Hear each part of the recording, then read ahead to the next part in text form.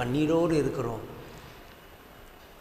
இழந்து நிற்கிறோம் அப்படின்னு புலம்பிக் கொண்டிருந்தீர்களானால், நீங்கள் கர்த்தரிடத்தில் திரும்பி கர்த்தரை நோக்கி பார்க்கும் பொழுது கர்த்தராகிய இயேசு கிறிஸ்து உங்களை இரட்சிப்பார். முதலாவது உங்களை விடுதலை செய்து உங்கள் மேன்மையை மீண்டும் பெருக பண்ணி மறுபடியும் உங்களை தேற்றி உங்கள் ஸ்தானத்திலே நிறுத்தி விடுவார்.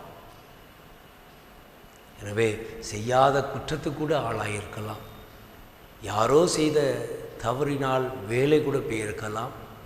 இப்படி பல காரியங்கள் இந்த நாட்களிலே நம்மோடு வாழ்ந்து கொண்டு இருக்கிறவர்களுக்கு சம்பவித்து கொண்டு இருக்கிறது. எனவே உங்களுக்கு அப்படிப்பட்ட சூழ்நிலை நீங்கள் அகப்பட்டிருந்தீர்களானால் இழந்ததை மீண்டும் கர்த்தர் தருவார், உயர்த்துவார், பெருக பண்ணுவார். அதுவரையிலும் மறுபடியும் உங்களை தேற்றி ஆற்றி வழி நடத்துவார். எனவே என்னோடு இணைந்து ஜெபிங்கள். கர்த்தர் உங்கள் சூழ்நிலைகளை மாற்றி போடுவாரா. அன்பின் பிதாவே, உம்மை நோக்கி எங்கள் கண்கள்